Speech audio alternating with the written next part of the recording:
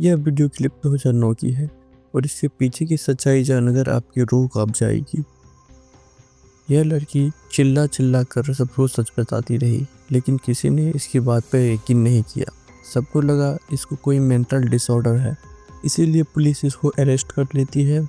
फिर उसके बाद यह लड़की कभी किसी को नहीं दिखाई दी और अब जाके जब एपिस्टन फाइल रिलीज हुआ तब उसके द्वारा कहा गया एक एक बात सच साबित होने लगा। हिलाती है जिसका नाम है जेफरी एप्स्टीन फाइल्स। ये सिर्फ जय हिंद दोस्तों, मैं हूं मिलन और स्वागत है आपका आज के एपिसोड एपिस्टन फाइल्स में। हम इस वीडियो में जानेंगे एपिस्टन फाइल किस चीज़ से जुड़ी है और भारत से इसका किस तरह से संबंध है। अभी तक आपने ढेर सारे वीडियोस देख लिए होंगे, तो मैं बहुत ही शॉर्टकट में आपको इस घटना का ब्रीफ बता देता हूँ। फिर बाद में हम वीडियो के एंड में देखेंगे कि एपिस्टन फाइल्स नरेंद्र मोदी, हरदीप सिंह पुरी और अंबानी से किस तरह से कनेक्टेड है। जेफरी एपिस्टन ने अपने प्रोफेशनल लाइफ की शुरुआत एज ए टीचर की, जिसे डाल्टन स्कूल में हायर किया गया था। इसके बाद उसने बैंकिंग और फाइनेंस सेक्टर में जॉब किया और बड़े लोग और एलाइट क्लास के लोगों से कनेक्शन बनाने में जेफरी एपिस्टन शुरुआत में करोड़पति लोगों को टैक्स और एस्टेट संबंधी सर्विस देने की वजह से बड़े बड़े लोगों से नज़दीकियां बढ़ाई और बाद में धीरे धीरे वो जुर्म की दुनिया में आगे बढ़ता चला गया।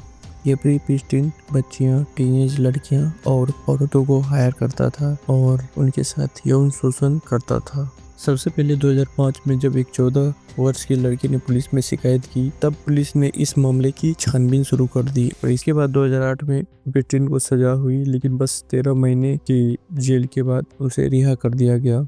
इस रिहाई से लोगों में बहुत ही गुस्सा था, इसलिए लोगों ने सवाल पूछने शुरू कर दिए। केस दोबारा खोलना पड़ा, सालों तक मामला शांत रहा, लेकिन कुछ पत्रकारों ने जांच शुरू की और जब एक एक करके पीड़ित सामने आने लगे तो कई डरावनी कहानियां सामने आने लगी। ऐसी कहानियां जो सुनकर आपकी रूह कांप जाएगी।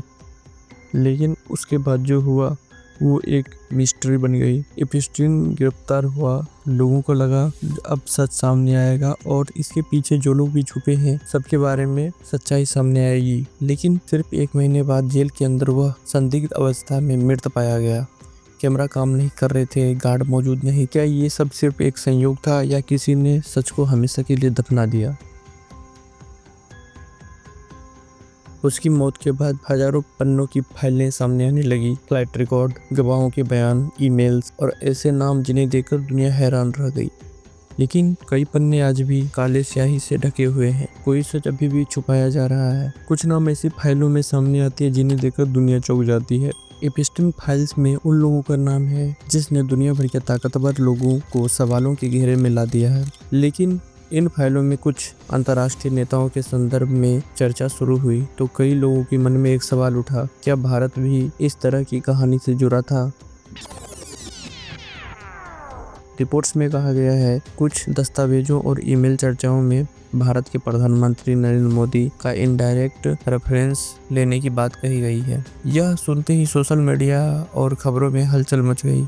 लोग पूछने लगे क्या यह सच है या फिर सिर्फ अफवाह। इसके अलावा हरदीप सिंह पुरी का भी नाम इस फाइल्स में था और अनिल अंबानी 3 बार एपिस्टन के मैनहट्टन वाले घर पे मिले थे।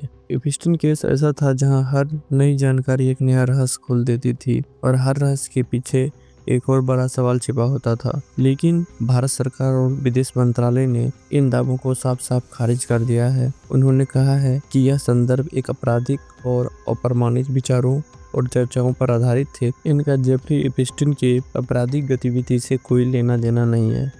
In the email, a little more than trashy ruminations by a convicted criminal.